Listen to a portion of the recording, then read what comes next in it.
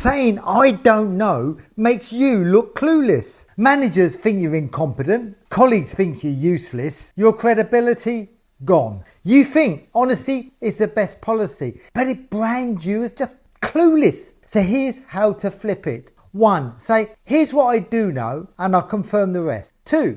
Say, I'll check the detail and come back to you. 3. Say, based on what we know so far, here's my view. Keep saying, I don't know, and you'll be labelled a deadweight. And if you want proven strategies to protect your credibility in meetings, they're in my free community. Links in my bio.